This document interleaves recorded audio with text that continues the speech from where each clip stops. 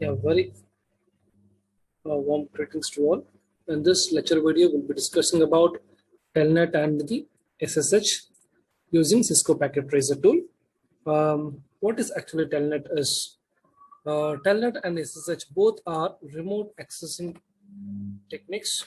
Telnet is nothing but terminal network. It is a protocol that allows a user to communicate with a remote device. It is used mostly by network administrator to remotely access and manage devices. Will use Telnet. So it is a protocol which will allow user to communicate with a remote device. For example, if there is a switch, we'll be able to access this switch and do any configuration using the PCs which are attached to that switch using the telnet mode.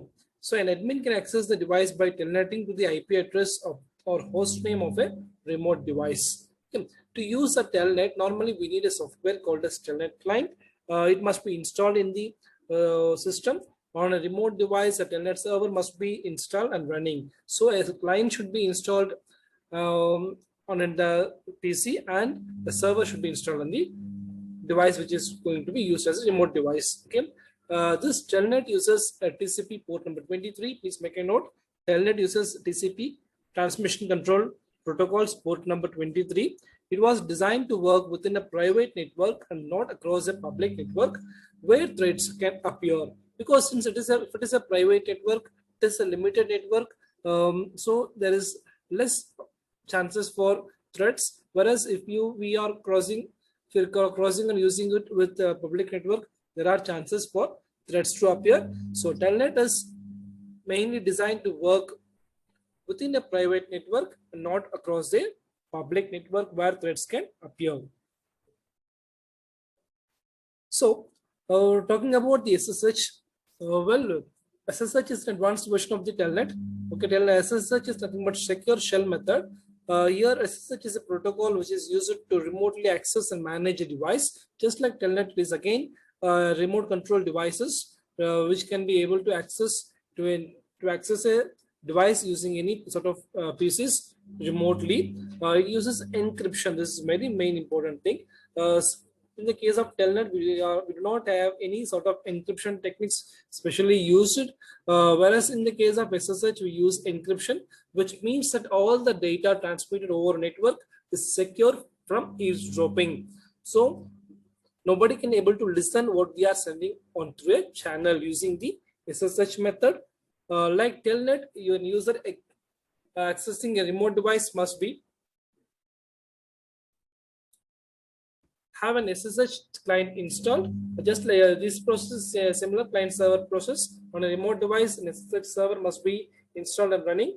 SSH uses a TCP port number 22. So 23 port number is used for telnet and 22 port number is used for SSH. It offers security mechanisms that protect the users against anyone with malicious intent, while telnet has no security measures. Okay, this is very important technique. Like the main difference between the telnet and SSH is telnet we do not have any encryption method, so it's less security, whereas SSH is an device with more security because we use some sort of encryption techniques here.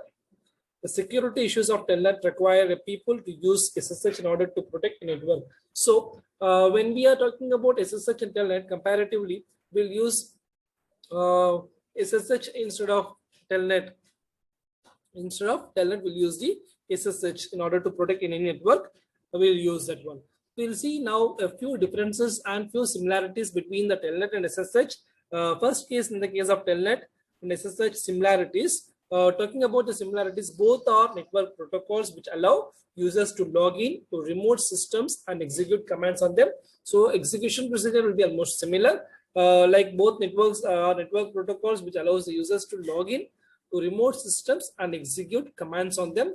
The second one, it is able to access to command line of a remote host.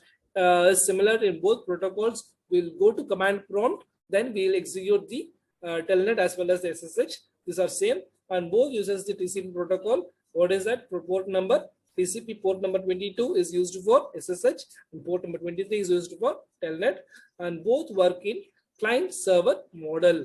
I told you that both will be having the client server model only. Okay, and both are terminal based protocols. Both are terminal based protocols. These are the similarities. Okay, now talking about the differences between the SSH and Telnet.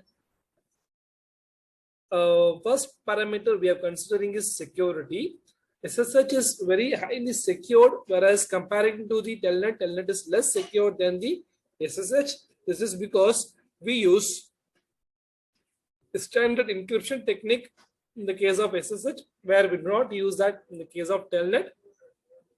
This we'll see when we discuss about the SSH method.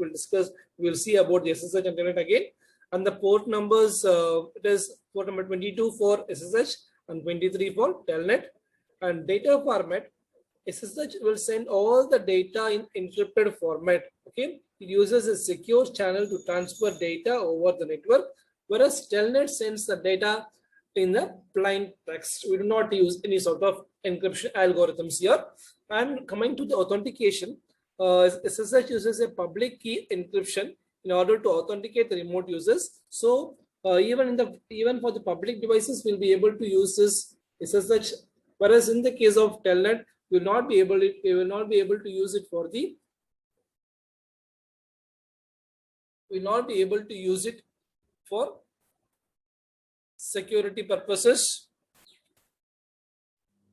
And it can be used. Telnet can be used only in the private networks. Okay. Next, data privacy.